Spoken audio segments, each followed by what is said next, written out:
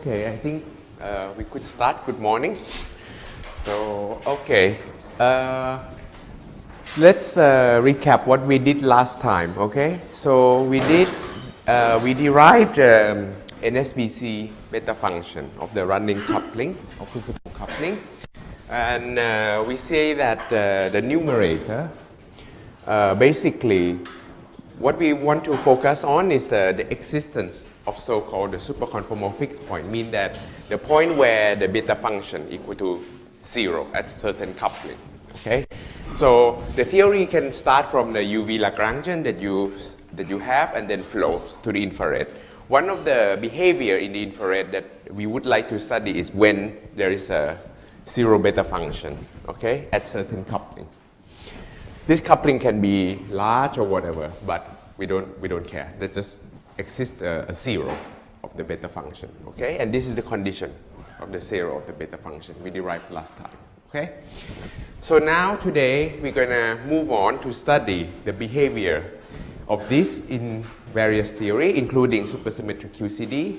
But before moving on to a specific example, let me point out one very important feature actually of this condition. This condition, we derive it from NSBC beta function. However, at the conformal fixed point, there's a larger symmetry. Namely, you don't have just supersymmetry, but you also have conformal symmetry. And these two can combine into a larger symmetry called superconformal symmetry. Superconformal symmetry relate every local unitary theory has a stress tensor. It relates stress tensor to the R symmetry, basically.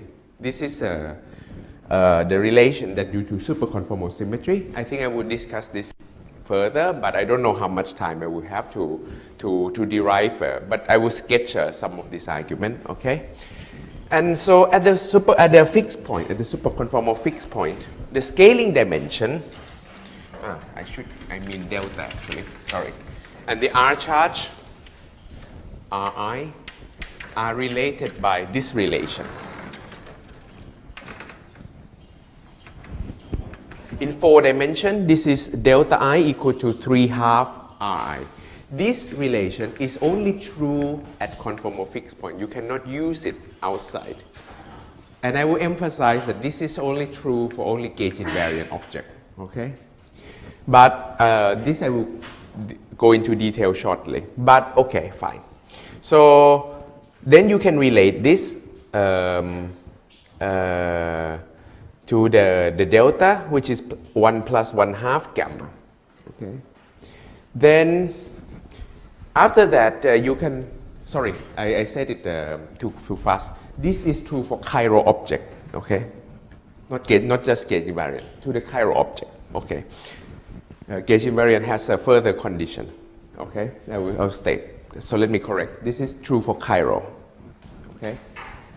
So when this is true, then you can plug this in to this relation. Then you have this.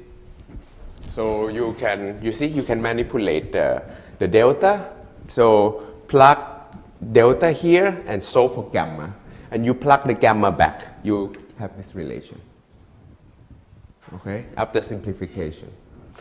Now this equation, let me call it so the star become this equation.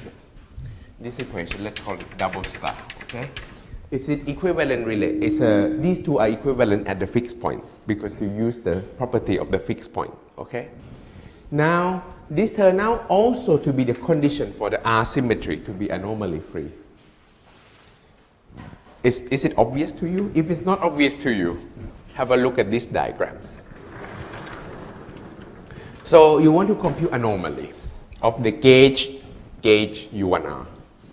Okay, again, the same triangle diagram that we did about 3 times already, right?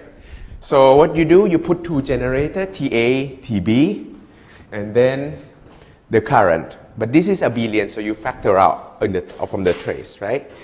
And then the trace TA, TB, this is proportional to what's so-called Dynkin index, right?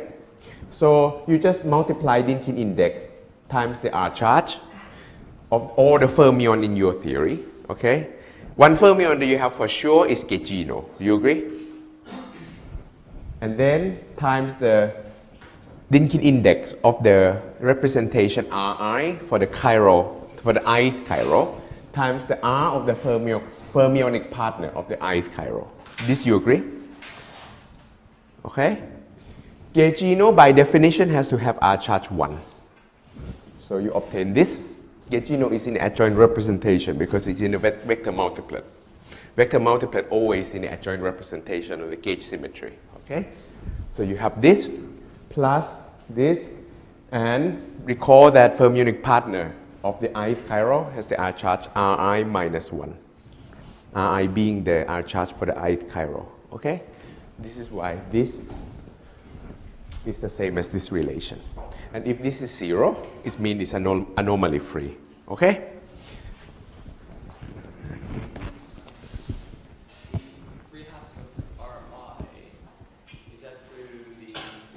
This we will have to discuss this. Sorry. Is it to identify the U1 charge for the free scaling? Yes, exactly. So this, if you remember in superconformal algebra, this relates to the eigenvalue of dilatation operator. This is the R related to the basically the R charge, right? And they're proportional to each other because of the superconformal symmetry. This I hope I have time to tell you a little bit more. Okay? Where it come from. Right, but so this relation is actually quite technical to prove.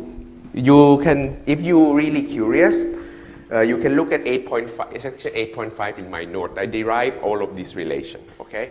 But I will go through it, although not in detail because it's just commutation relation, really. It's an algebra. So, but the consequence is really, really, really nice. Okay. Now, I would like to use the equation star actually to study certain fixed point in supersymmetric QCD. Okay? So now let's go back to supersymmetric QCD. So, anomalous dimension. Is this clear for you? Is there any question to this stage? So what I would like to emphasize is that the beta function, zero beta function, is equivalent to say that the R symmetry is anomaly free. Okay? This is go hand in hand. Equation star and equation star, double star. So yeah, this is important. In the literature, when you read the new literature, when people say the condition for the R symmetry to be anomaly free, what do they mean is that you solve beta function and you set it to 0. Okay? This is equivalent. Very good. Anomaly, anomalous dimension. And so next topic, this is the next topic, the Bank-Sachs fixed point. So we go back to our SQCD, okay? And we're gonna show already at using equation star that in SQCD there is only one fixed point that you can do some perturbation theory actually to control it. So examine SUNC SQCD with NF flavor, okay, in the limit where NC and NF goes to infinity with the 12th coupling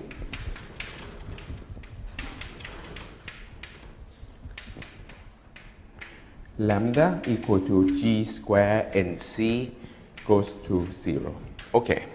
Oh, I forgot to mention certain thing about 12th coupling. I don't know how much you know. This should follow from your course in quantum field theory again. There are lots of resonance today. Do you think? Okay, maybe just me who feel it. Okay.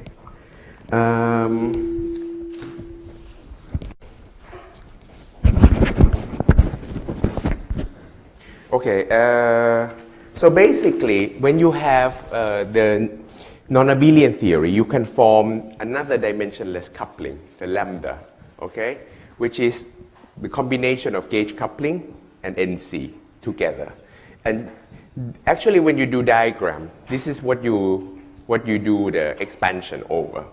Okay, so the important thing is that what you do actually do is that you do expansion in lambda, and if lambda is of order 1, the perturbation theory breakdown, even though G is small. Okay, because what you use is actually the lambda. You can translate actually the beta function that I wrote down earlier. So you remember this formula?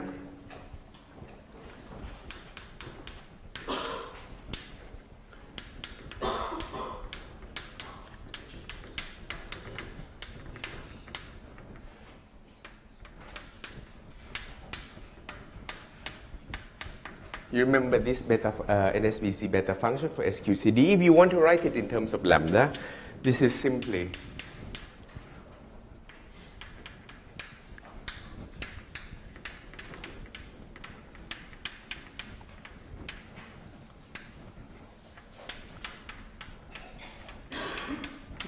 so choose one. It's equivalent. One written in terms of lambda, one written in terms of G. Okay. This will be more useful because we'll look at this parameter. Okay. In the top with the top coupling goes to 0. I have to state one more condition, and B0 equal to 3NC minus NF is of order 1. Okay. This is the limit that we're going to look at. So we're going to look at limit of top coupling and in the limit of large NF and NC. Okay? And this is the side that, just to tell you. Okay. Of course, I need to, since beta function, although it's exact, but it's exact up to unknown quantity. So if I want to do some perturbation theory, I have to feed information up to certain loops, okay? So now I'm not going to loop computation, but I'm going to cite the result, okay? The anomalous dimension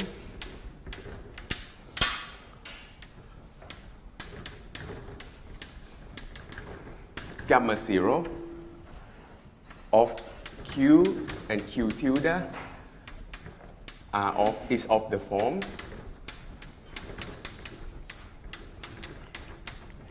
gamma 0 equal to minus C lambda over 8 pi square plus order of lambda square, okay, where explicit two loop computation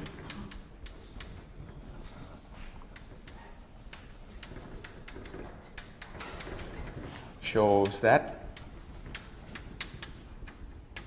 C is greater than 0. So this sign is important for us, of course, but it doesn't matter what is this, okay? The reference for this is 25. Schiffman-Weinstein. This is back in 86, okay? Good. But let's use this result and proceed.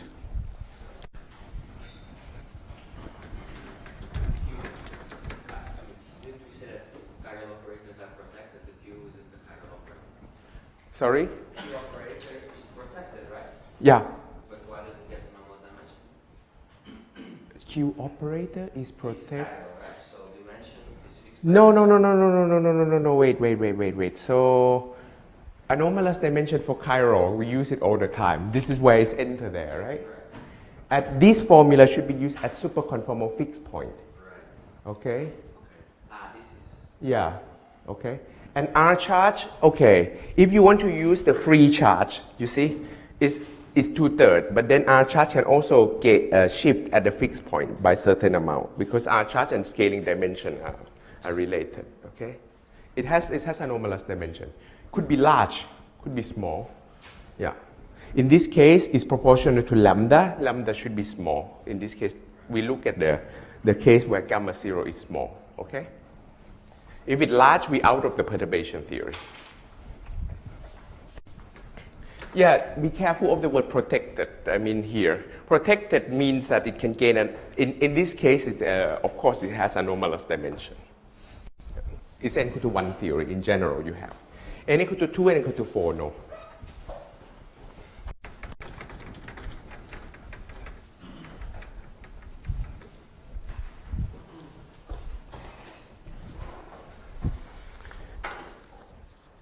Okay, for NF equal to NC minus B0, where B0 is of order 1, beta of 8 pi square over G square is equal B0 plus 3 NC minus B0 minus C lambda over 8 pi square plus order lambda square minus 8 lambda over 8 pi square. Okay, so I rewrite everything in this form. Okay, this is proportional to, well, approximately in the small lambda limit to be this guy.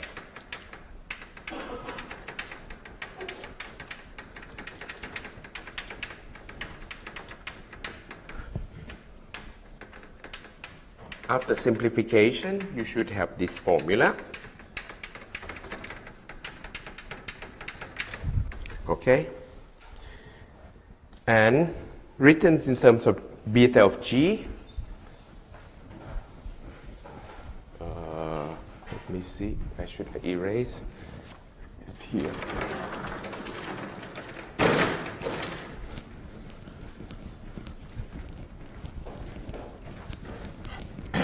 Indeed, I managed to confuse wet one with a dry one, as usual.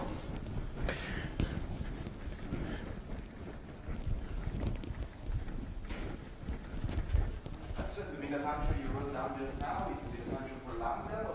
Or Let's see. I mix it. I think it's for lambda. Yeah. But then there is this factor. Wait.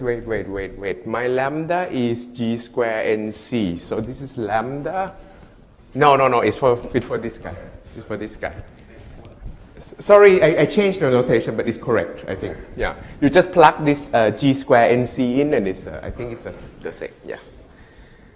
So in terms of beta G, this is minus G cubed over 16 pi square minus, okay, B0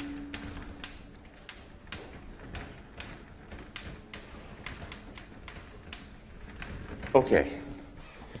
This is the, in terms of G you want. Now, okay, it's not important. This is just change a variable around, okay? What's important here? For B0 less than or equal to 0. And B0 is by definition 3NC minus NF, okay? So, i.e., when NF is greater than 3NC, beta G is greater than 0 for small g. So, the gauge coupling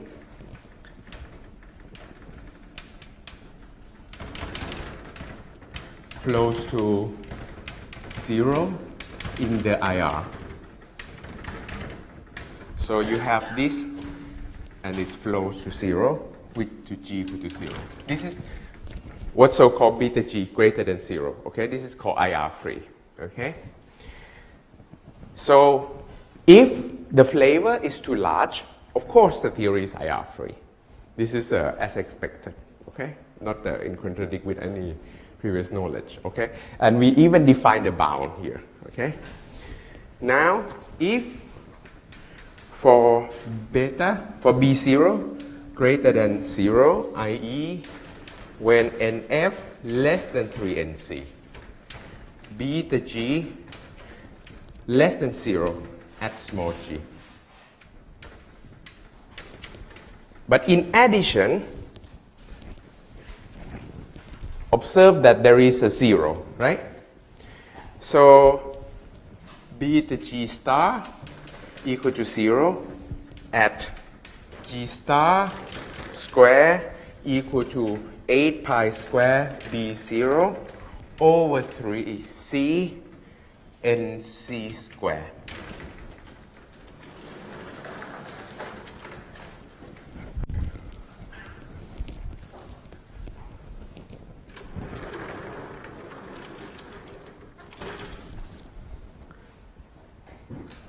Okay, so there is a fixed point.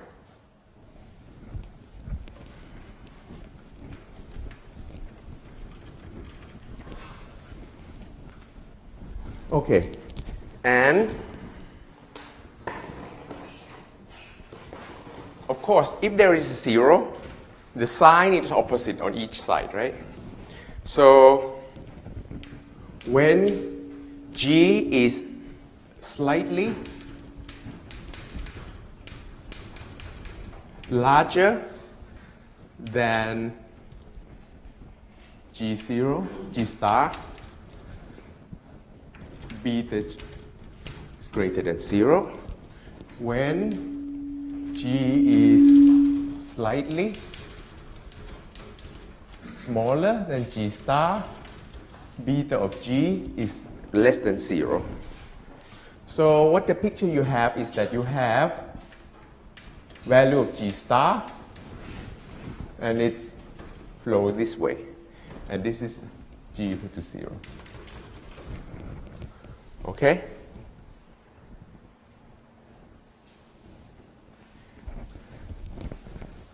So in this limit, you see that NF is less than NC. So this follows from the beta function analysis. This conformal fixed point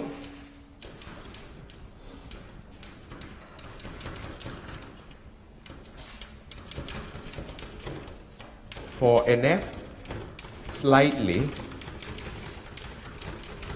below 3NC is called the Banks-Sack fixed point. In fact, this is a name which people refer to for a long time, but then there's a paper by Caswell also, so it's probably more appropriate to call it Caswell-Banks-Sack fixed point. Okay, so let me emphasize that in original paper of Banks and Sack, they didn't do supersymmetric theory. They do normal QCD with NC and NF flavor with no supersymmetry. But the argument was the same, basically. That's why this is called the Banks-Sack fixed point. Okay? And so let me emphasize, well, in perturbation theory, we do expansion in lambda. Okay? So basically all the 3 loops and higher correction are suppressed by the higher power of 1 over NC. Okay, so as long as we do the NC large, these are suppressed. So even at high order in perturbation theory, the Banks-Sack fixed points survive because of the large NC. Okay, is that clear? Good. So let me summarize what we have done so far. So let me erase this part. We already do something about the phase diagram, okay, of SQCD. So if you plot NF in this direction, there is a special value, 3NC. Just below 3NC, there is a fixed point called Banks-Sack fixed point. And we have already seen that whenever NF greater than 3NC, this theory is IR-free. Okay? This is the picture we have so far. Now, we're gonna continue to say something about this region, but so far, we have this picture in mind, okay, for SQCD. So this is some certain upper bound, just below this a certain fixed point, okay? Right, and now let's move on to, any questions so far? If not, I will move on to the consequence. I will move on to some brief discussion about superconformal point, okay?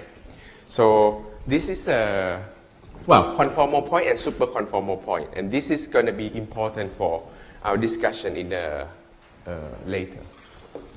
Okay, so let me state two facts. This is the point where I don't know how much detail should I get into, but it's really powerful result, so at least I should state them clearly. And then let's see how much detail we want to do, okay?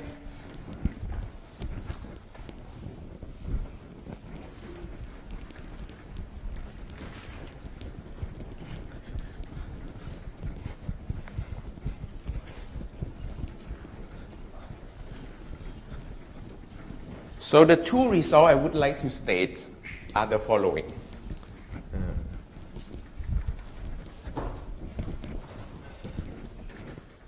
Facts about superconformal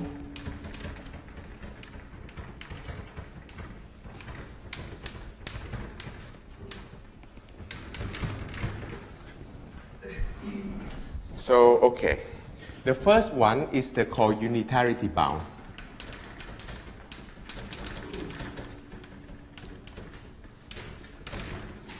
Okay? So this states that in the space-time dimension,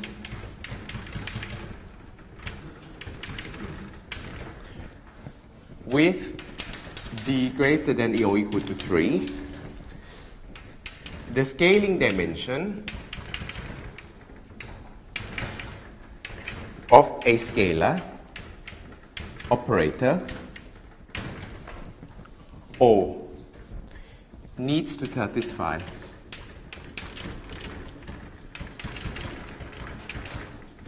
delta greater than d equal to d over 2, d minus 2 over 2. Some of you already know this thing. This is non-supersymmetric result, okay? It's true for non-supersymmetric theory also. So for d equal to 4, which is what we are focused on, it just say that delta has to be greater than or equal to 1. Okay, so if you take a scalar operator, any scalar operator has to have scaling dimension greater than or equal to 1. The equality holds if and only if O corresponds to a free field.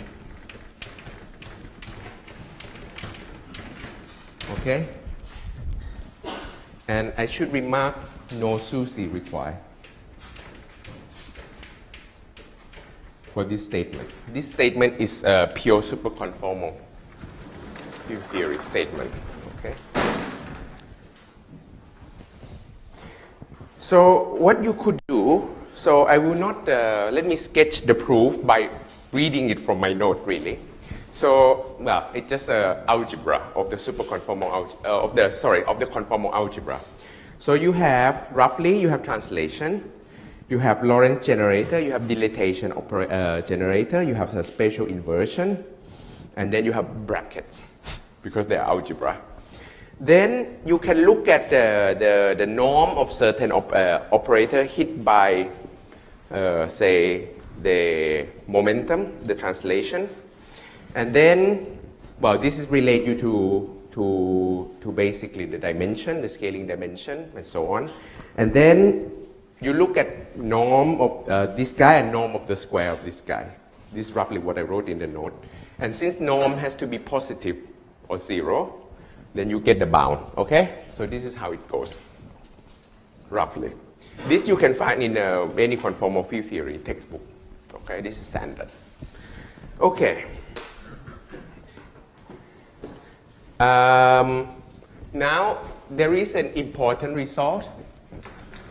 But what we use is that basically have to use that norm is positive definite. Let me emphasize. This is important. Okay?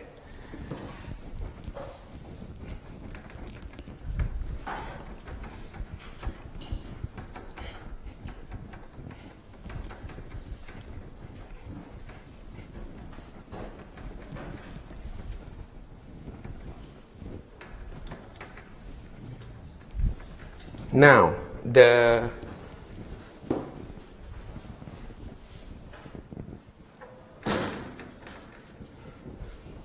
superconformal symmetry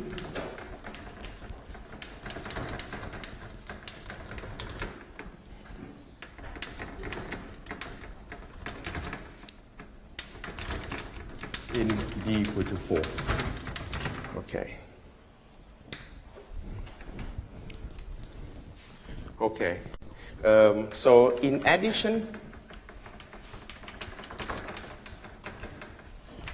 to the usual supercharge,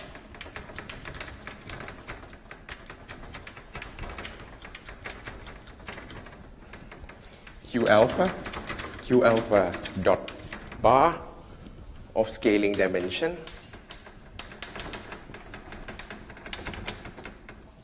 one half. There are S alpha and S bar alpha tilde of scaling dimension minus 1/2. Okay, these are supersymmetry. These are come with the. This is the unique for the superconformal symmetry. Okay.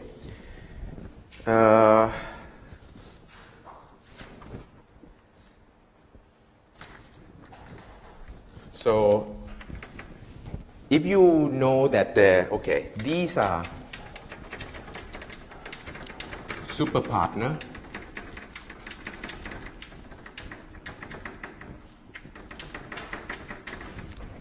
of the special inversion K mu in the usual conformal algebra, they satisfy Q alpha, K mu, sigma mu alpha, alpha dot S dot bar, Q alpha, K mu,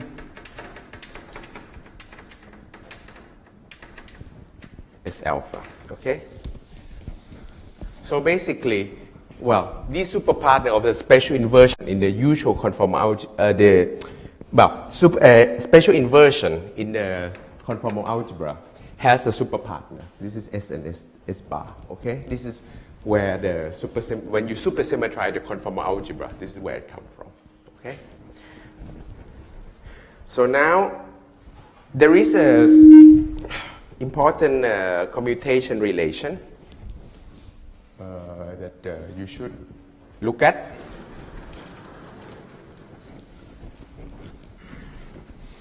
It is this one.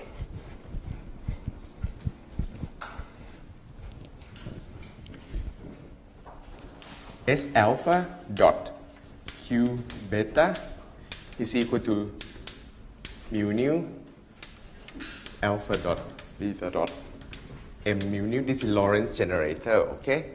Plus 2 alpha dot beta dot dilatation operator minus 3 over 2R.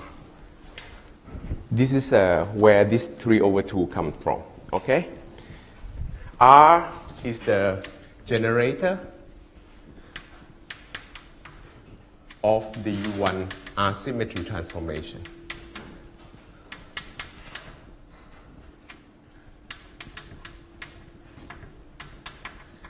The eigenvalues of this guy is what we call R charge, okay?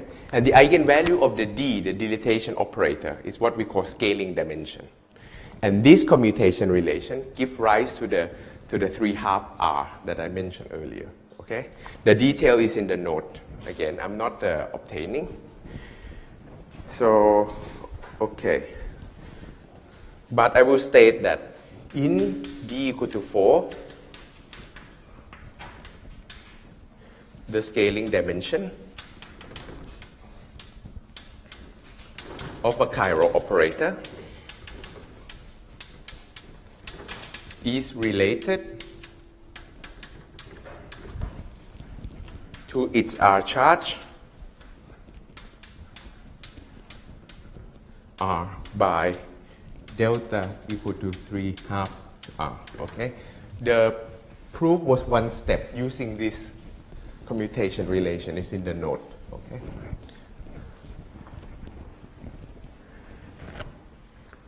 Right. Okay.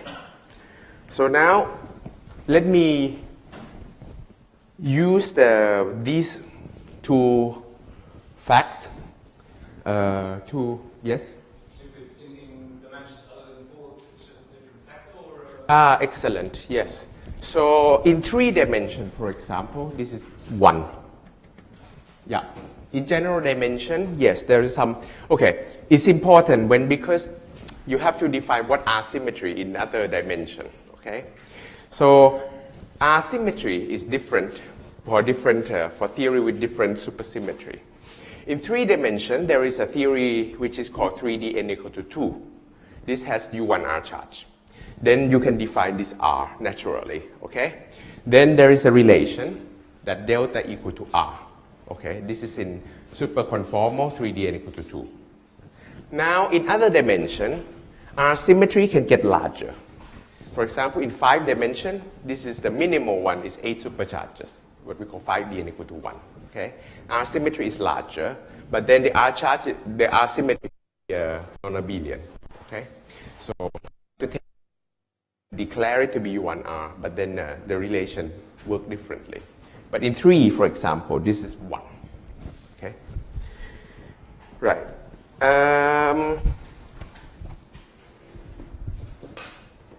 Now, okay, we are ready to discuss the superconformal fixed point in SQCD.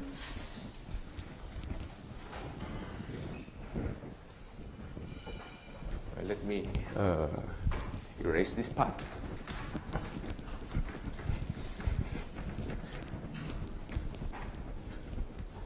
I'm sorry that I didn't go into detail of derivation of all of this because mostly I just algebra of the bracket. So I think let's spend time doing physics and I leave this as an exercise. But I'm happy to explain to you. If you read it and you stuck at some point, please come to me, okay? And we can discuss about it. Okay. I think the consequence is really interesting.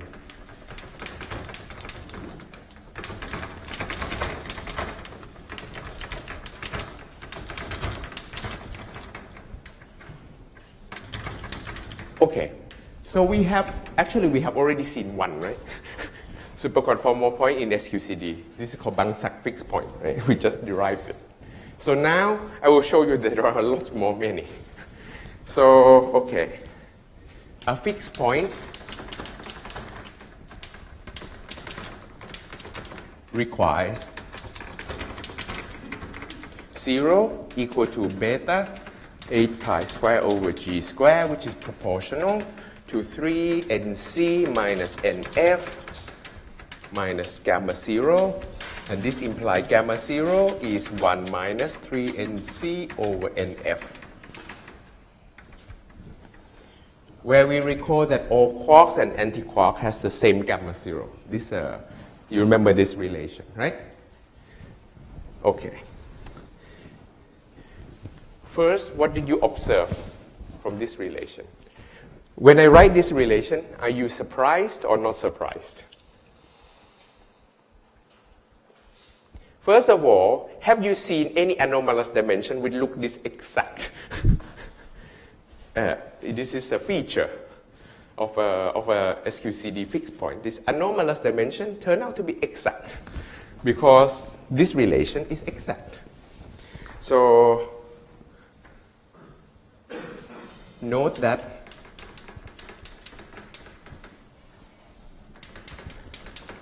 this anomalous dimension is exact. Okay? Hence, the scaling dimension of Q and Q tilde are delta Q equal to delta Q tilde.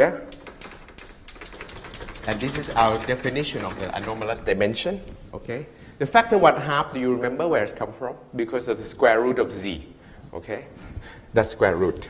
Equal to 3/2 minus 3/2 NC over NF.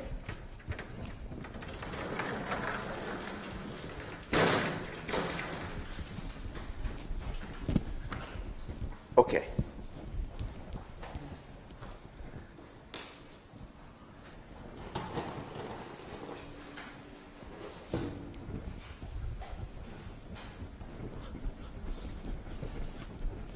Now, next step.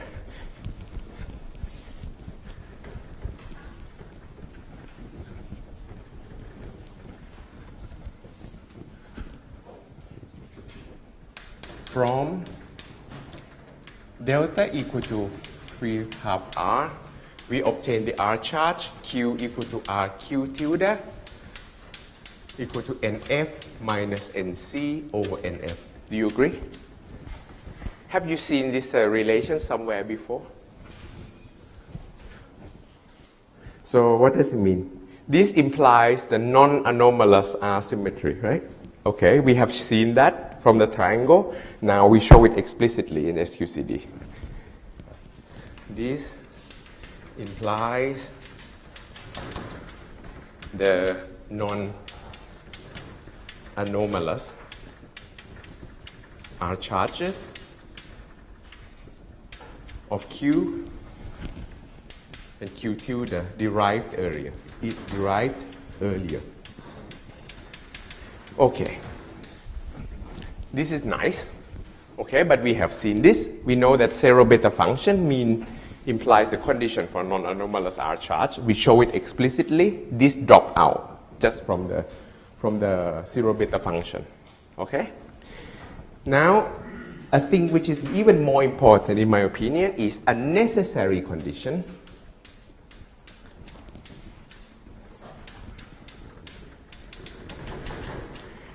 to have such a fixed point is to use unitarity bound. But unitarity bound, you can use it only for scalar operator, first of all, and for gauge invariant. So we look at delta of M. You remember what M is? Meson. Consists of two quarks, right? Equal to 3/2 times 2 of R of quarks.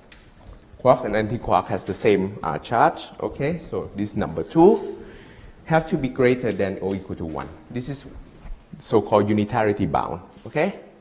This follows from here. This is equivalent to say that NF has to be greater than or equal to 3/2 NC.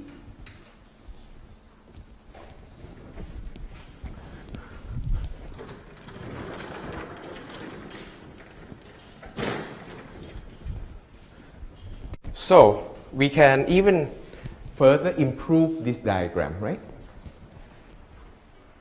So let me comment. And when the bound is saturated, namely delta M equal to 1, we know that the meson become a free field, okay?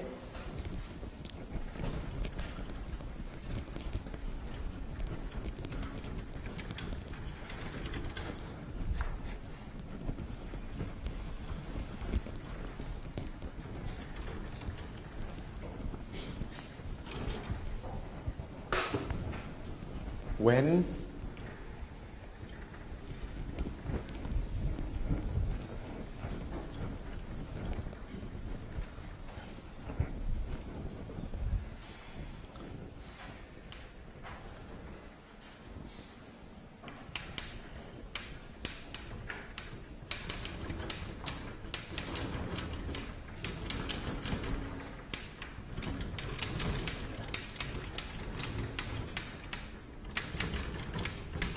the meson is free, and when NF is less than or equal or less than 3/2 NC, strictly less than 3/2 NC, there is no fixed point.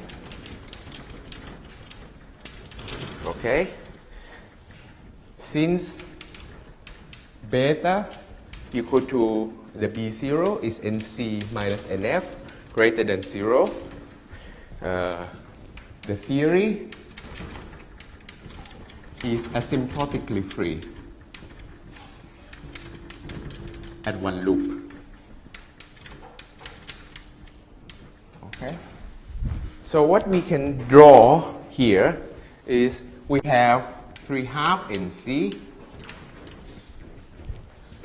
Okay? This we did earlier. So we know that this region, we can say something here. So now we know that the theory is asymptotically free. Well, you can call it one loop result, whatever, fine. This has no fixed point.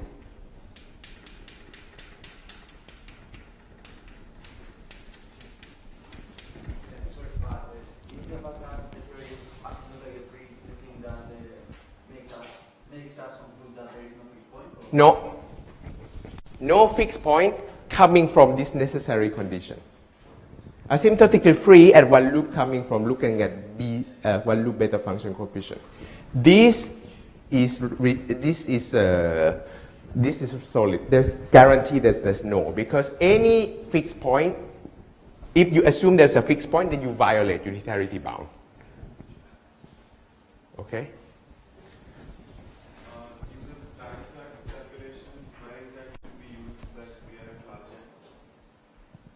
We use large N because, first of all, you remember, because we have to form a Toff coupling, which is small, okay?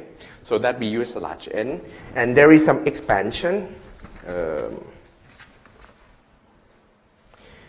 And the second line of 8.51, I use some large N there, okay? There's some large N approximation in that. And also, this is also guaranteed to survive at all order in perturbation theory. Otherwise, you can ask the question, this go back to our discussion, right, to Bangsak. You can ask me if this survives at 3 or 4 loop. The answer is yes, because even you do 3 or 4 loop, you do in lambda, okay? But then you have 1 over n suppressed, and if you assume large NC, it's maintained, okay? Now you can ask me, okay, good, can you interpolate in small NC? Okay, the answer is, should be. I don't have definite answer, but I will have a stronger conjecture for you. Yeah. So, right. So we have this phase diagram so far. A natural question to ask, which include your question, is what happened in between?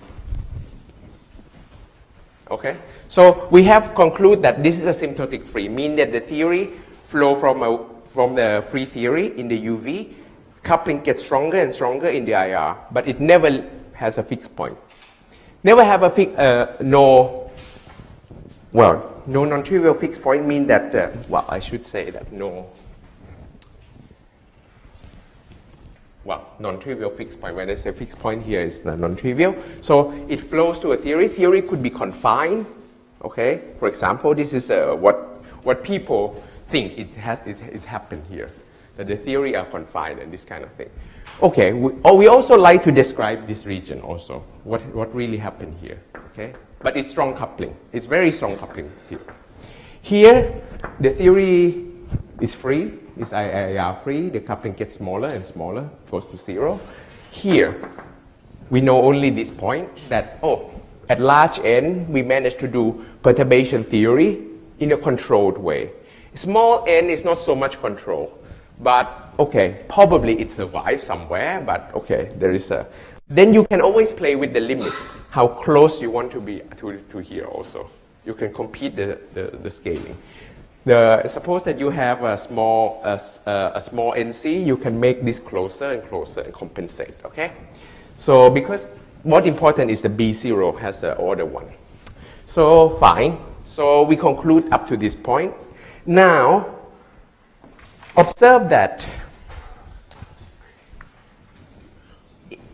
let me write on another blackboard. this phase diagram is really important for us.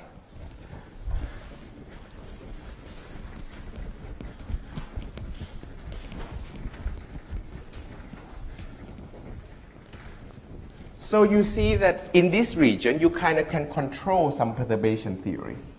Here, you can ask the same thing. Can you do Banksat argument around here? The answer is no, unfortunately not. Because if NF is slightly larger than 3/2 NC, gamma 0 is of order 1. So the perturbation theory breaks down.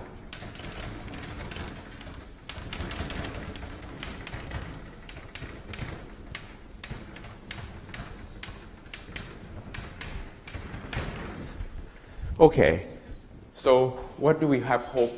Do we have any hope? Now comes Seiberg. So he said, but you can study theory here inside this region using another theory, okay, which he claimed that has the same physics in the infrared. This is called Seiberg duality. Okay, this is where his reputation comes. Okay, so we can nevertheless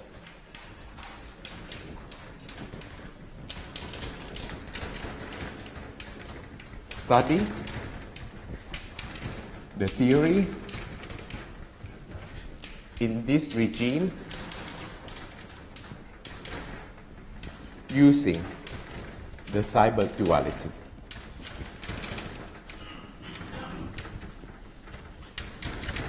Okay? And Seiberg also conjecture one more thing, that there is, this is conjecture, okay, due to Seiberg. It's in the 94 paper. It's the paper whose archive number is palindromic. Because Seiberg has so many papers.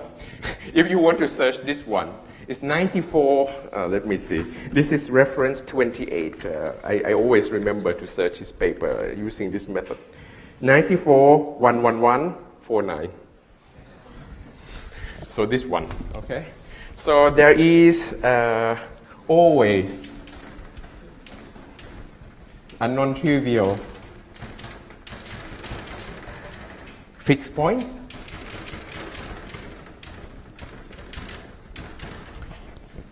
in the whole interval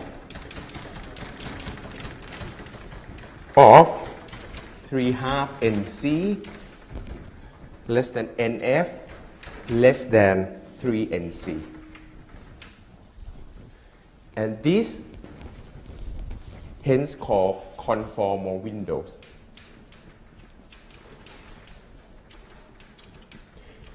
So at this point, I should perhaps tell you some story of supersymmetric versus non-supersymmetric, okay? I think in non-supersymmetric, people kind of universally agree on upper bound of conformal fixed point. Lower bound in the theory, you can ask lattice gauge theorists, they never agree. People would say, oh, it's around this value, then you use another method to come with this value. So this is really vague. Which exact value of NC, this factor? I don't think there's a universal agreement about this behavior. And it's very complicated to explore around this regime. But in supersymmetry, because of the unitarity bound and the relation between R charge and the scaling dimension, you manage to pin this down, that there is no fixed point below this region. Okay? So this is the power of supersymmetry. Okay, so next,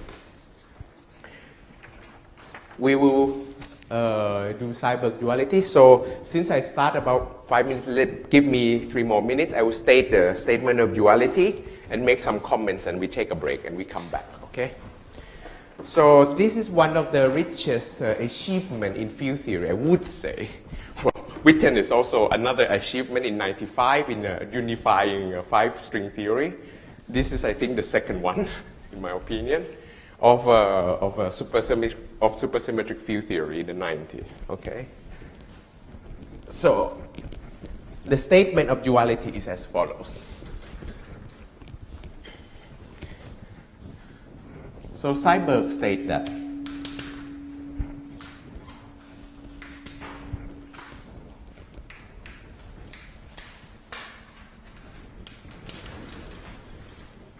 this is the relation between the two theories.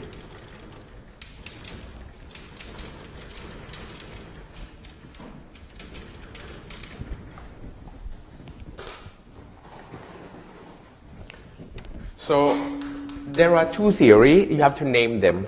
Some people call it theory A and theory B. I prefer to use his classic name, electric and magnetic theory. Okay?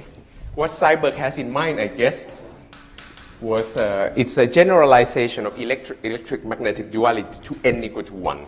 Okay? So this is known that there's a n equal to 4 version as duality.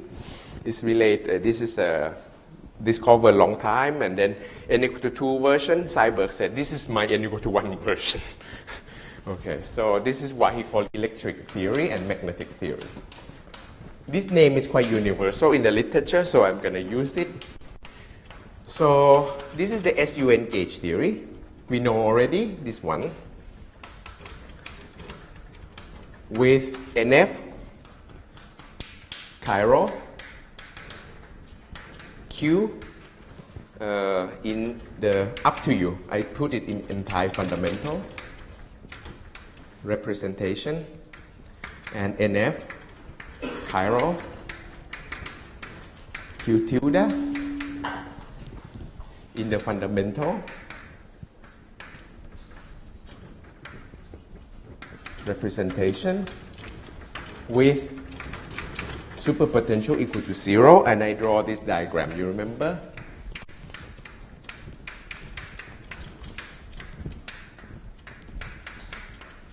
Okay, this is Q, this is Q tilde.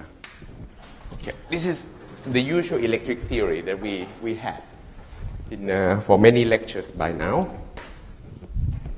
He claimed that this theory in low energy is the same as the following theory. The magnetic theory.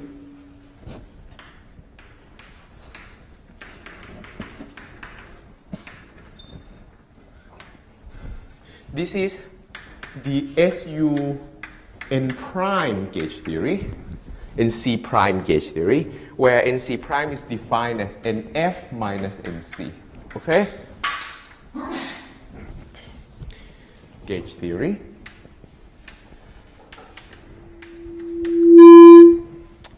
With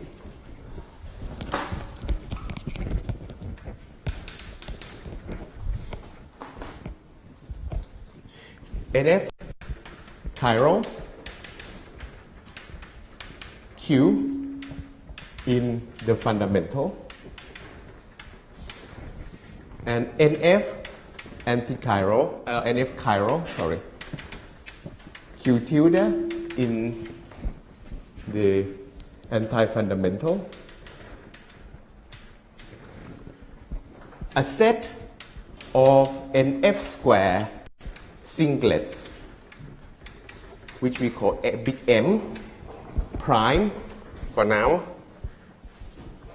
Okay, and the superpotential Qi alpha, Qia, M prime Ji, Q tilde Ai. Okay, I run from, as usual, A, B will run from 1 to NC prime. For magnetic theory, Ij run from 1 to NF. Okay, so let me draw this diagram. The diagram looks like this. It's NC prime. What you do is that you reverse the arrow. Call this Q tilde with NF, and this is not it. You have to add some M prime going from here to here. You see, it has to form a closed loop. This is M prime, and supplement by this superpotential. It's the cubic, it's from the closed loop perfectly. Superpotential has to be gauge and flavor invariant, okay? So you contract every indices it has. So if you read this diagram, you will see that Q transform in the fundamental of NC prime, Q tilde transform in anti-fundamental of NC prime, M prime goes from one NF to the other NF. This is why there's NF square of them. NF time NF. It's an NF time NF matrix. Okay? Seiberg claimed that these two theories are equivalent at low energy. The flow, well, the low energy of one, you should, okay, this I will explain the exact statement of duality again, but the equivalent in the low energy, at low energy, okay? So let's take a break and then we come back and I will tell you some more about the second theory and what's the check we can do of his claim, okay?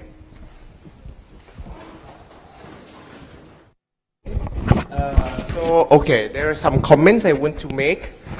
Comment number one is that in this form, the theory, the duality in this form hold for NC and NC prime strictly, well, greater than or equal to 2. Whenever NC or NC prime is 0 or 1, a small modification has to be made. But it's very simple modification, you will see, okay? I will do it in detail. Second point is that any theory that claims to be dual has to have the same global symmetry. Gauge symmetry, no. Gauge symmetry is simply the redundancy of the theory, okay? What you map to each other is basically gauge invariant. So gauge symmetry was simply redundancy. And, but what important is that global symmetry of the two theory has to be matched. If this fail, you cannot even claim duality in the first place. Okay? And now, since you are here, already did this many times, I will just state the transformation rule, okay? So this is the gauge. This is SUNF, U1B, and U1R. The way this should be exercise for you now to compute it. Okay, it's the computation follow in the same way as we did for the electric theory. So this is in NC prime, this is NC prime bar, this is in the singlet, NF bar 1, 1, NF bar. Okay. So now you see, the point is that singlet field never charge under gauge symmetry. So whenever you do the diagram, gauge, whatever you want, it never enter. You agree? Because never carry gauge charge. That's why everything you did almost carry through, including the R charge, you will see. So if you look at the R symmetry, this is simply 1 over NC prime over NF. 1 over NC prime over NF. And this one is to have the superpotential, which has R charge 2, you have to have 2 NC prime over NF. Okay? So this satisfies because superpotential need to have R charge 2. And this comes from, again, the anomaly argument that we did. Okay? Except that M prime doesn't charge any gauge. So when you compute the diagram of that type, never contribute. Now baryon is up to you. Baryonic charge is more like a convention. It has to transform oppositely, but we decide to do this thing, okay? And again, superpotential has to be neutral under non-R symmetry. So this is how you assign it. And there's also an anomalous U1A as usual. This doesn't need to match across duality because it's not a quantum symmetry. It's a classical symmetry. Okay, but we can use it to constrain dynamics, so why not? So let's write 1, 1, and minus 2. Okay? And this lambda prime, which I probably don't use. Okay? You can look at the chart in the table yourself. Good. So global symmetry match. Now I have to state in which sense these two theories are dual. This is very important. I state two theories, but in which sense the theories are dual. Two theories are dual in the following sense. Number one,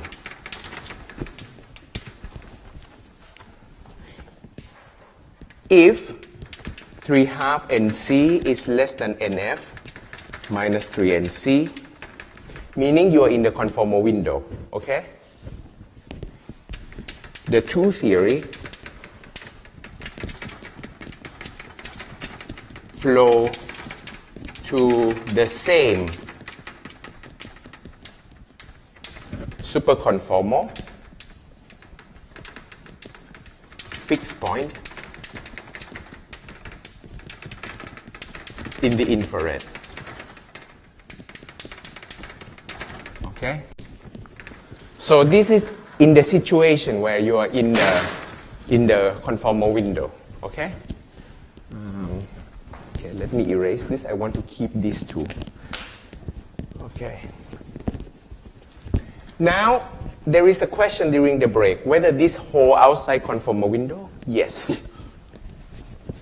This is even more dramatic, actually.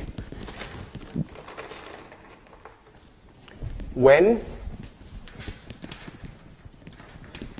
NC plus 2 less than or equal to NF less than or equal to 3 NC. The electric theory is strongly coupled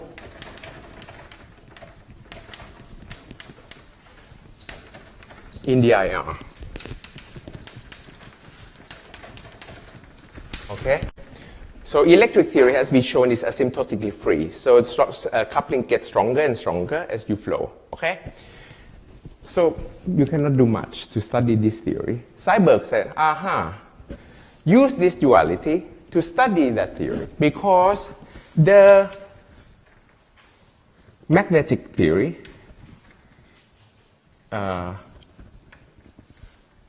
this theory nevertheless, so this strongly coupled theory nevertheless has a weakly coupled description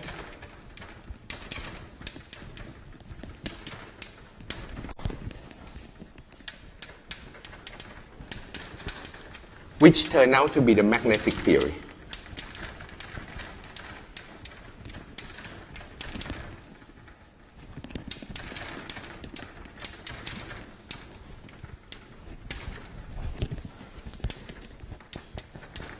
So basically, in this sense, you cannot study the strongly coupled theory, but you can use the weakly coupled description of the magnetic theory, which turned out to be, well, magnetic theory is weakly coupled in this region, so you can use it to study strongly coupled electric theory, basically, in this interval, okay? In a sense, some people also say that magnetic theory in this interval is IR-free. Okay, but IR-free theory needs a UV completion. So UV completion turned out to be the electric theory. Okay, in this sense. Okay. So the Seiberg duality holds also for the outside conformal window. So in case number one, it flows to the same fixed point. So the usual diagram people usually do is that electric, magnetic, they flow to an SCFT. This is the diagram that they usually draw. Okay, and then in this description, usually you start from electric and you flows down and it gets strongly coupled, but then you should use magnetic description instead. Okay, is it clear for you? Good. So now come to the check of a duality. Yeah.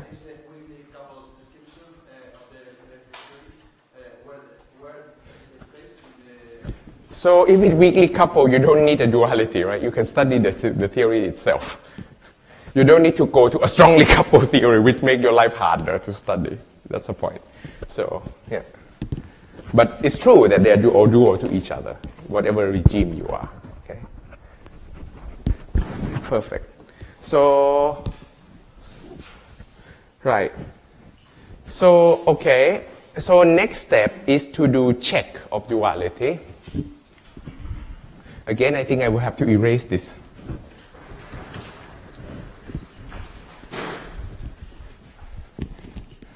Well, the check of duality, you can do it in several different ways. Even in this lecture, I only take the something, only the one that quite instructive. Okay? So when you have duality in field theory or string theory are usually conjectural. So when you conjecture this, it has to pass a lot of tests. And Seiberg duality was one of them that passed the test miraculously, actually, you will see. It's not so obvious. It's passed, okay, first of all, the global, okay, yes. Is there any relation between Seiberg and S-duality type to be relation? Because it seems like the strongly coupled and coupled in just more version. I don't know. In this, yes. Well, to derive it, I don't know on top of my head right now, actually. I'll tell you what I know. It's from string theory, you can do it from type 2A and move brain past each other. That's one method I know. But then this is not S-duality per se. No. So in this sense, I don't know a construction of S-theory per se from S-duality, I don't know. It's not so clear. I might know something, but let me think about it. But please ask me during the break, okay? So we have seen already one test is the matching of the non-anomalous global symmetry.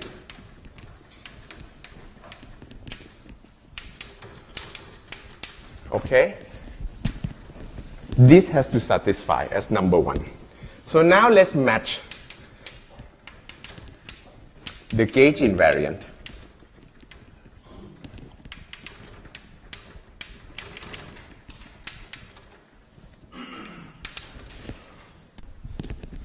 So this would be electric, this would be magnetic.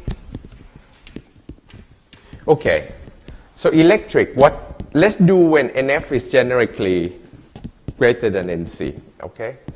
Well, if it's smaller than NC, it has no vacuum. There's nothing to prove, okay? So what is an object in electric theory? This we go over sometime.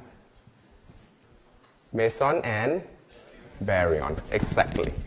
So there's Mij, there's Q, there's B, sorry, I1 up to INC, B tilde, I1 up to INC, right? So here you can do in terms of quarks. Ji, okay? And this one is epsilon Q, Q, Q, Q, Q, Q. And this one is epsilon Q tilde, Q tilde. I will write it like that. You guys know what I mean, okay? Perfect. So there are three. So what would be the mapping for the magnetic theory? Obvious one, we would say, meson of the magnetic theory. But if you look at this superpotential of the magnetic theory, okay, you take derivative with respect to M prime. What do you see? Oh, I balanced the index wrongly, and this should be J, okay?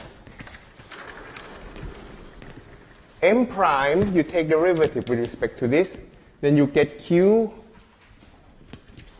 IA, well, let's do JI, right?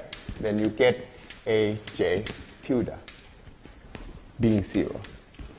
This means that mesons in the magnetic theory was set to 0 by the F term. So it's not there, right? It's 0. So this, on the other hand, look at how the transformation works. NC going from here to here, right? Q and Q tilde. This is electric theory, right? NF, NF. It goes from left to right.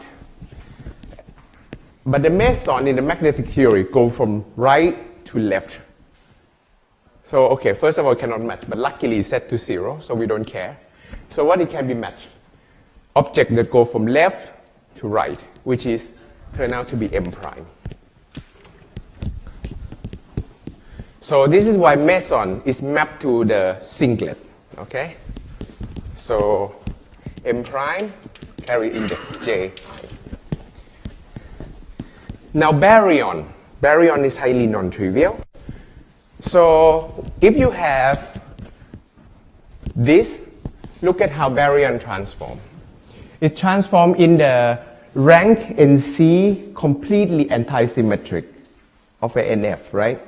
Because you contracted with epsilon tensor. Okay? Now you see, you can construct also a baryon coming from here. Let's call baryon prime, okay? I1 prime up to INC prime equal to epsilon A1 ANC prime Q I1 A1 Q INC prime ANC prime. But the index doesn't look match. So the operator cannot match, obviously.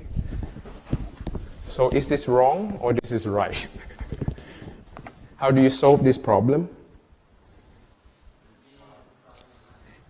Luckily, you have extra epsilon tensor which come to save your life.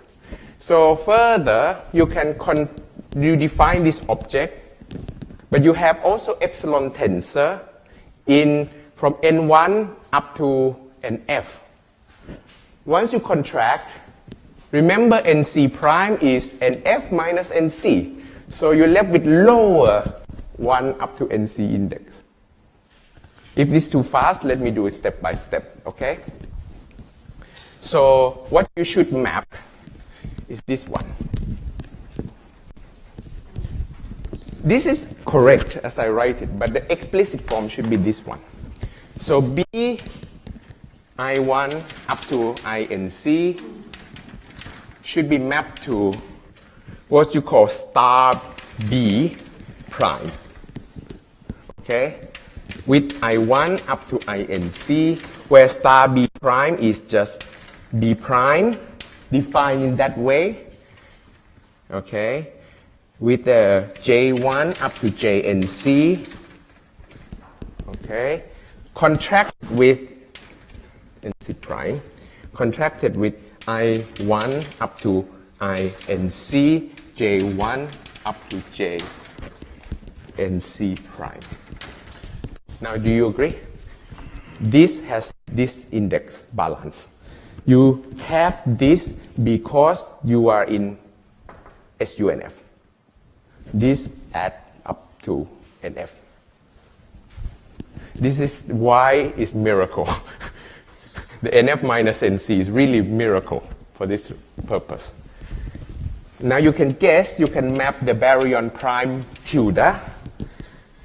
I will not do it now. I will leave it as an exercise of defining it in a similar way. Okay? Epsilon Q tilde. Q tilde. Okay? Roughly, this is how you define. So indeed, meson mapped to the singlet. Baryon mapped to baryon prime. Baryon tilde mapped to baryon tilde prime tilde. Okay? So we're quite satisfied at this stage. Now, a homework to check is also that if this operator map works as claimed, the R charge and the global charge, because global symmetry match, right? All the global charges have to match. Can I leave you as an exercise to test this? The R charge is written in the note, okay? So let's do that, okay? So yeah, you can do it yourself here.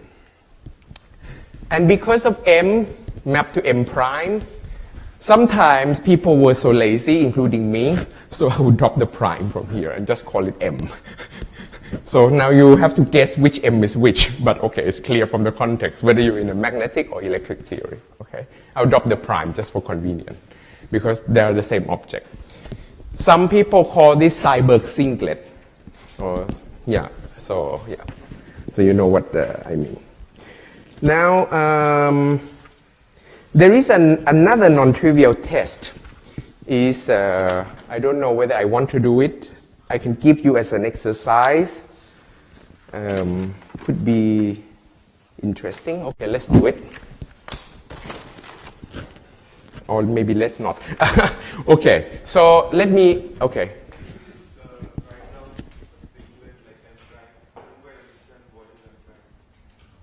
It's a field that I give you in the Lagrangian.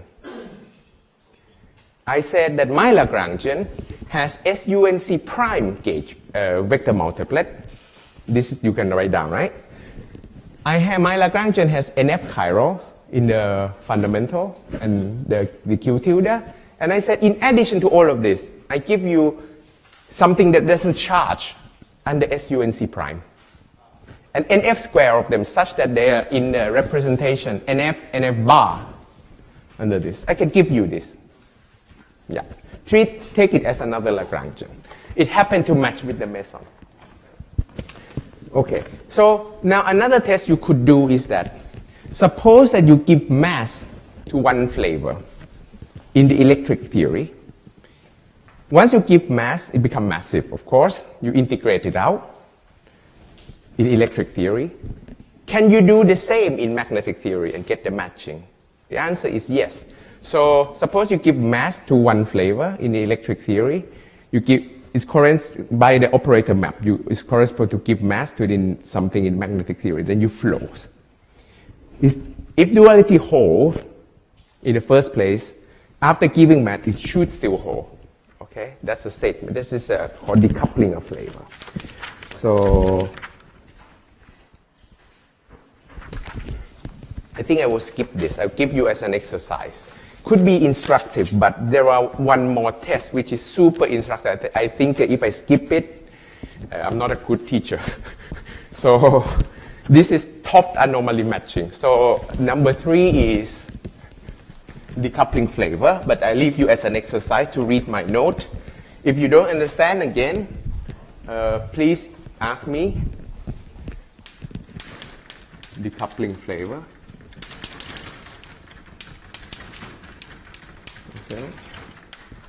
Okay, but we skip this, and number 4 is Toft anomaly matching.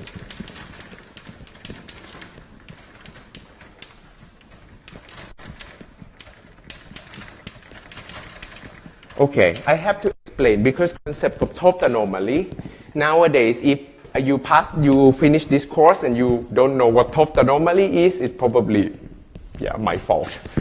So I feel obliged to do it properly. So this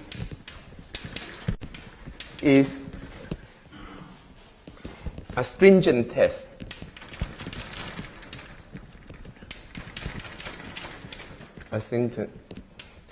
On whether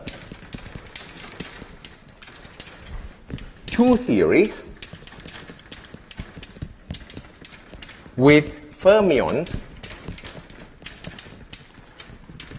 in different representation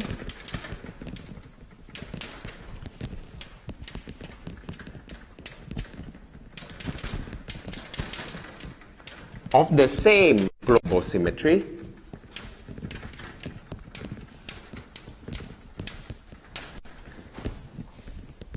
describe the same low energy physics.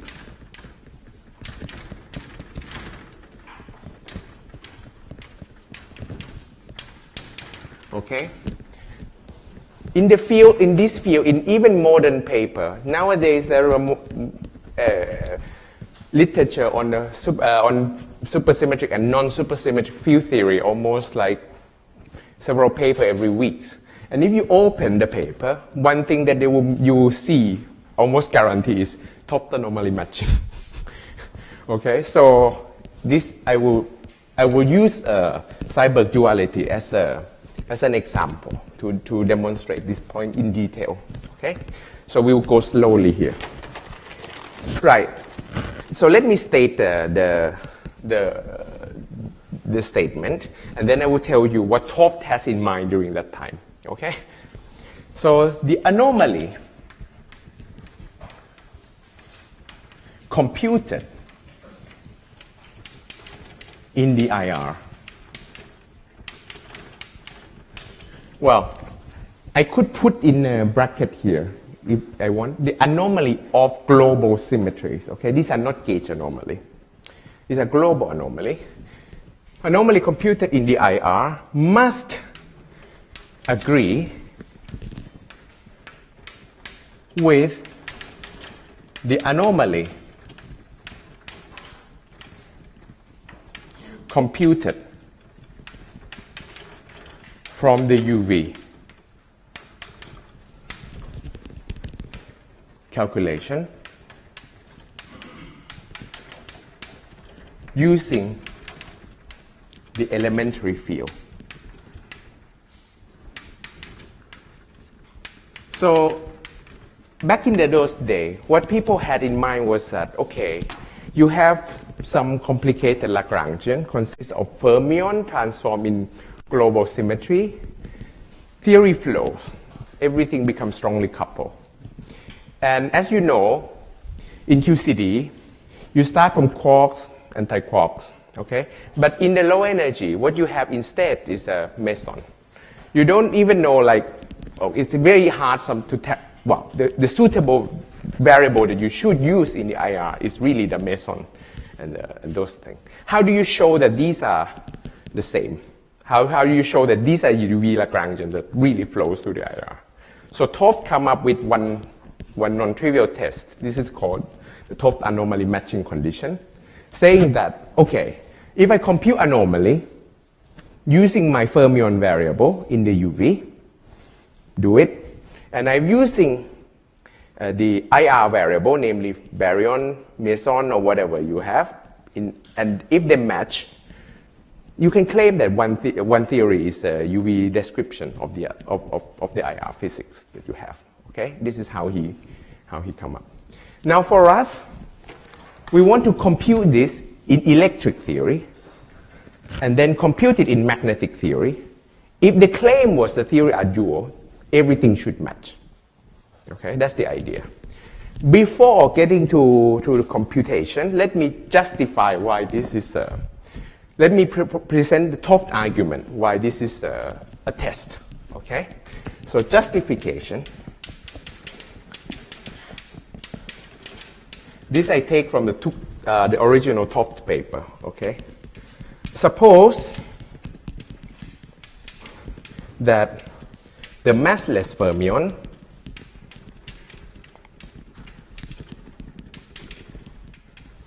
form a representation R of the global symmetry H.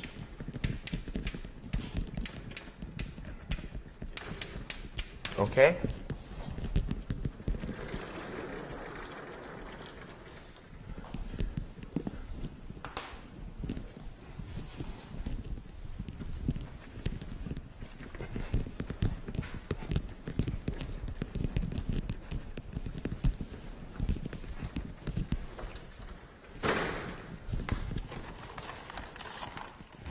Originally,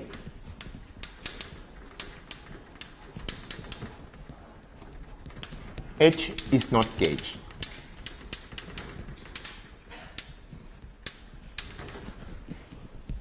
In fact, if we gauged it, by gauge it means you couple a gauge field interacting with the fermion in the theory. Okay, this means by gauging. Okay. Some people call it weakly gauge. Weakly gauge means you gauge it such that you still have control in perturbation theory. Okay. If you gauge it, the theory is anomalous, of course. There will be gauge anomalies. Gauge anomalies is usually bad. It's really bad. It's not allowed, right? In quantum theory. Anomalies proportional to A of R. Okay. Let's call this some quantity A of R. Okay. At this point,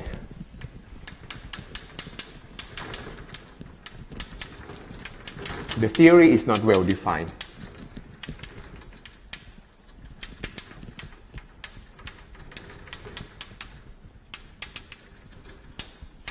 So what you could do? Topf said that, but I can add some massless fermion to cancel this anomaly.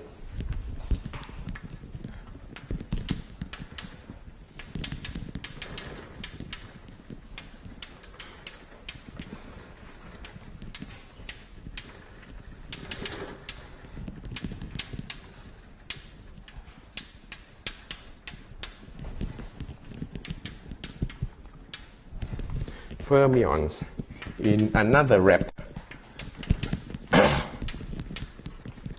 are zero that couple only to the gauge field of H.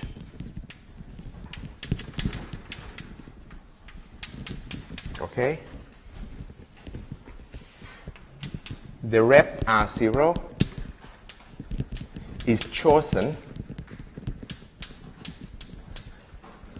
so that the anomaly is cancelled. So A of R0 plus A of R is equal to 0. Okay.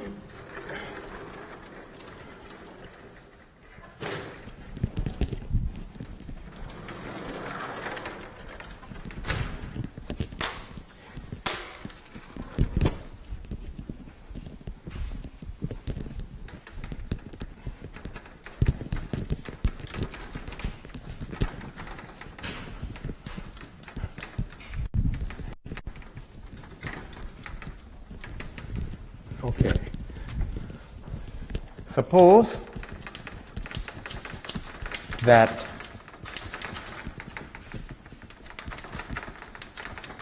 our theory, our original theory, okay, with representation R has a low energy description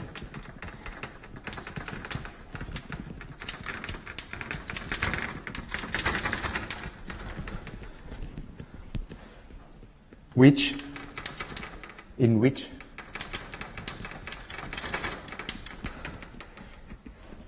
the fermions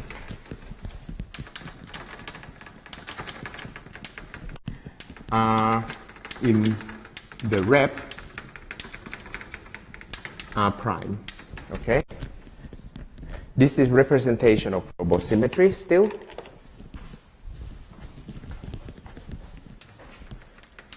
The IR description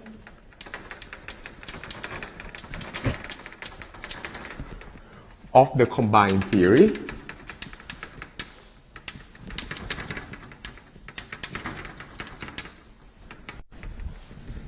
has to be anomaly free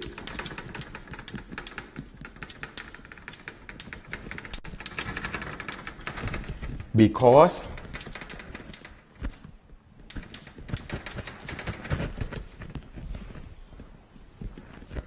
it comes from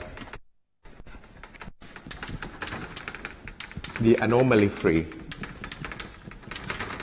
UV theory. Okay? Right. Now next.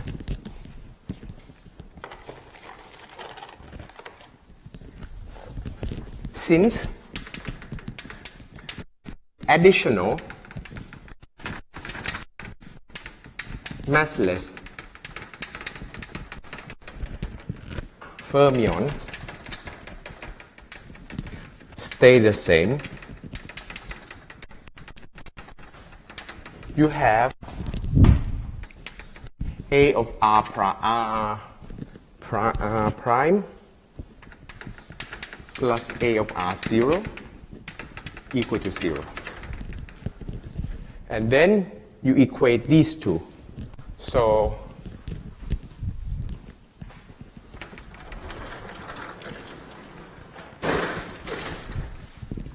you conclude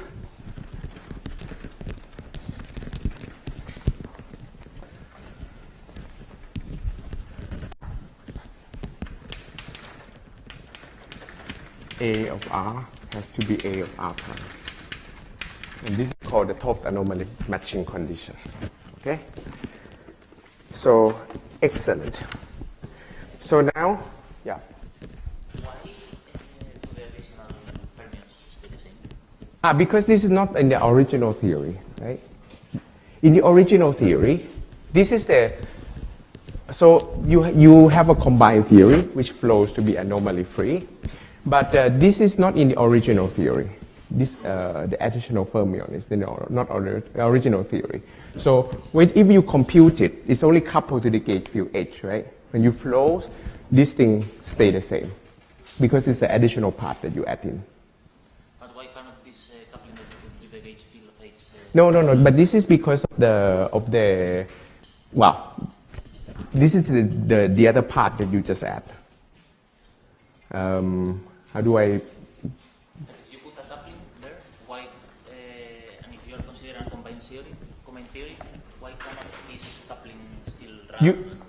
No. The coupling still run and all of this kind of thing because this is a low energy description. But then the point is that you can separate the anomaly into two parts, right? The original part and the additional part. Additional part doesn't change because it's just additional part that you add.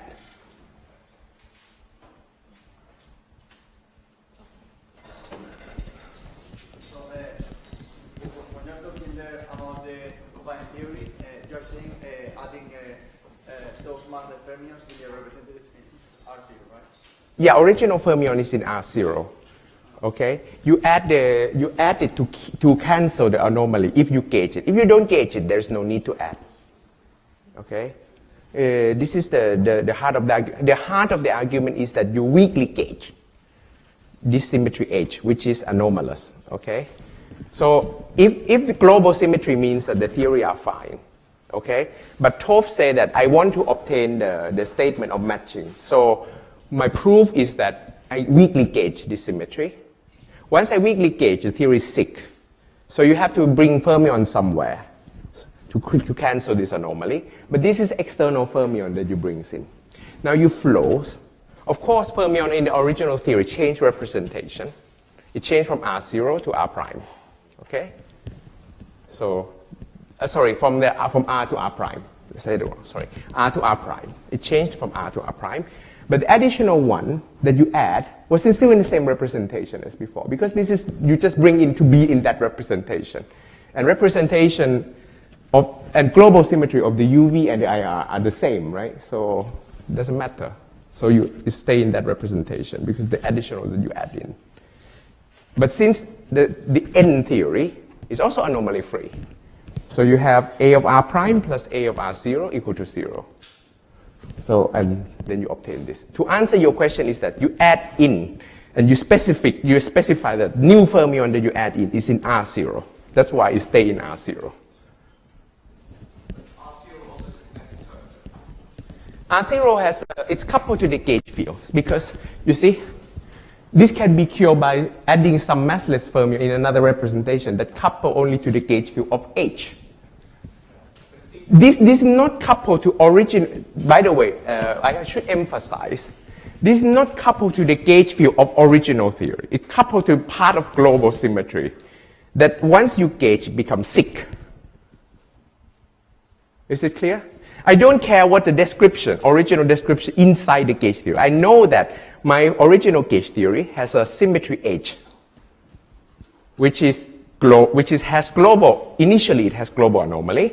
I weakly gauge it, so it's sick. And I couple the new fermion only to that symmetry. I didn't couple it to the whole part of the original Lagrangian, only to that part. So if you want, this is my original theory. I don't know what it is, I don't care. It has some external global symmetry H, okay? This H carries global anomaly. So if I weakly gauge it, it's sick. But then, okay, I couple a fermion inside this thing. Okay, this is in the representation R0. So you see, it's only that part. It never touched this part. I didn't couple anything inside here. I don't know, I didn't even specify what inside here. Now I flow. Okay, this combined theory is anomaly free. However, if I specify this to be in R0, it's still in R0 here. This is the argument of Toft, okay? I hope it's clear.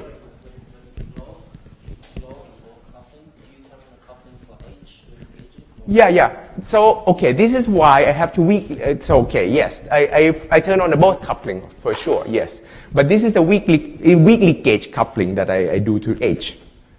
Okay? So this part I can still control. This part I have no control.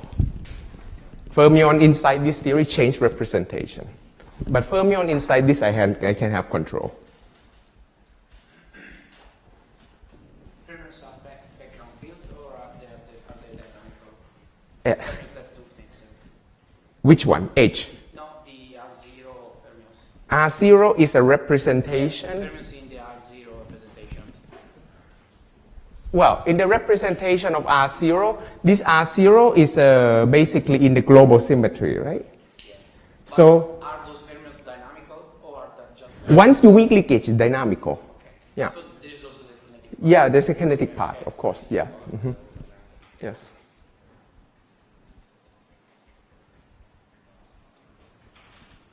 Any question? So this is Toft's argument of the anomaly.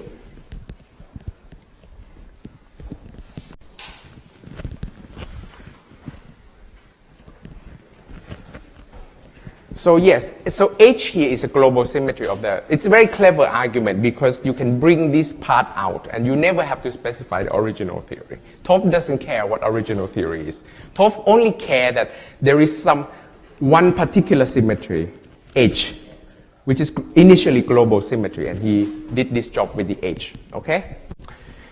So, okay, now let's take the Toft anomaly matching in cyber. Oh, okay. So in 5 minutes, I will do some anomaly matching. I don't know how much I will manage, but you can help me with something, maybe, in the sense that, okay, I think it's unavoidable. Well, let's do it together. Just help me to bear with me when I tabulate this table. Okay, so this is the table of charge that you have. This is electric. The important part is that you have to tabulate the 1, NF bar, 1, 1, 1, minus 1, 0, minus 1 NC over NF, minus NC over NF, plus 1. Okay, do you agree with this? This is electric theory. Okay? Magnetic theory is this guy.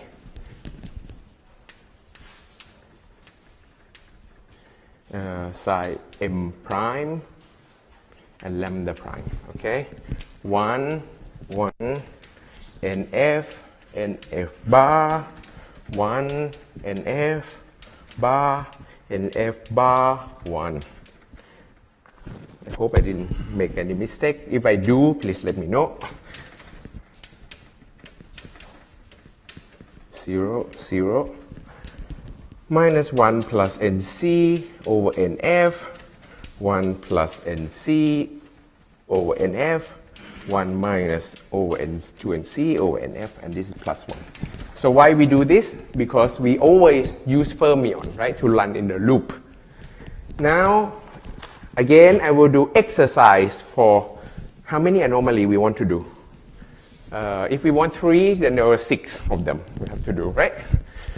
Okay, let's do the non-trivial one, shall we? Okay, so let's do this diagram. U1B, U1B, U1R. If you're not familiar with this, go to read Peskin and Schroeder. This is like in standard model. The most non-trivial part of anomaly usually come from the U1, U1, U1, and 2 gravitational and U1, okay? So, okay, let's do this. Okay, let's do electric theory, and let's do magnetic theory. It has to match. Okay, so electric theory, what do you have? You have these 3 guys. You put U1 and then you put R symmetry, okay? So let's start. So this gaugino doesn't charge under the U1. So it doesn't contribute to the anomaly, the U1B, sorry. And then only these 2, right? So it's 2 NC times 1. Okay, let's do NC times 1. There are NC of them, right? NC times 1 times minus NC over NF. Okay? Now there are 2 of them, so this is the electric matching, and you have minus 2 NC squared. This is correct? Let me see. NC over NF. Oh, I mean, sorry. This is 2 NC NF. This is coming from quark and anti-quark, okay? Right. So the magnetic one, you have, again, 2 NC prime NF. These are quark and anti-quark, right? These 2 guys doesn't charge under U1B. You can forget them. Then there is NC over NC prime square. These are the charge, right? 2 of them. And then minus 1 plus NC over NF. Okay? Yeah. This is this thing.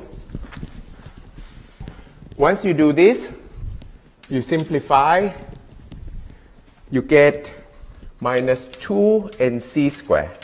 This you agree? It's very highly non-trivial number that match. Okay, now next one, let's do this one.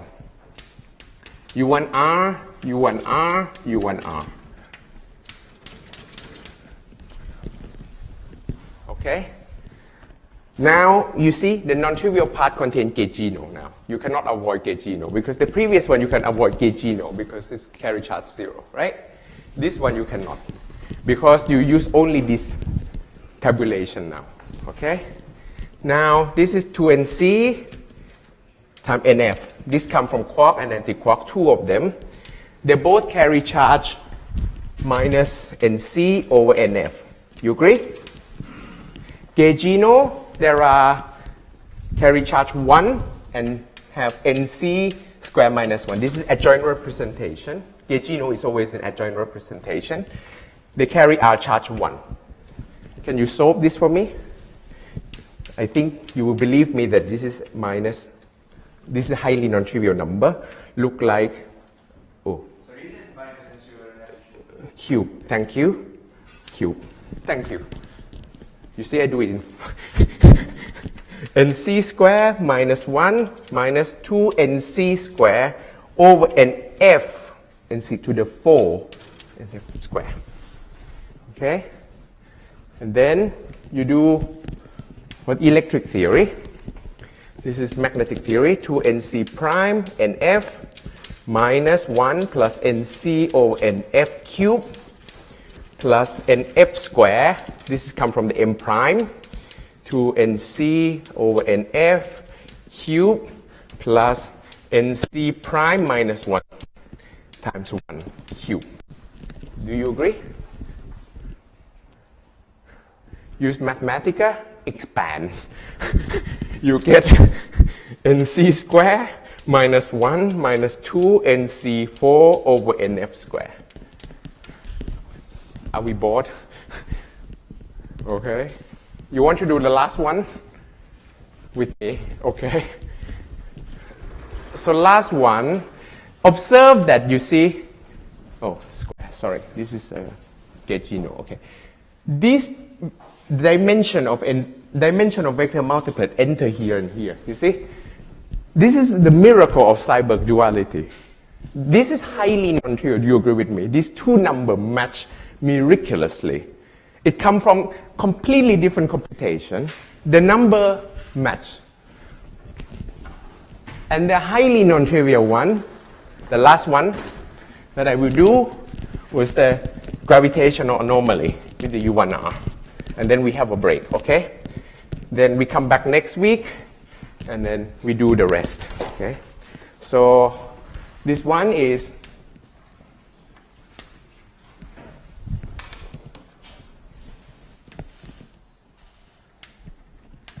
graviton, U1R. So basically this is nothing but the sum, okay? So electric and magnetic has the following anomaly. So it's a trace over U1R basically. So 2NC NF minus NC over NF. Okay? So this comes from this guy, these two guys, okay? Plus NC square minus 1. This one is a bit nicer. It's NC square plus 1. This, you have 2 NC prime NF minus 1 plus NC over NF. There are NF square. This is M square. This is the M prime minus 2 NC over NF plus NC prime square minus 1 times 1. When you simplify, you have this guy. Okay? Again, it's a miracle. So, indeed, this is highly non-trivial check you can do on Seiberg duality. And this is what he did back in 94. It's in his paper. Okay? So, once you do this, look pretty solid.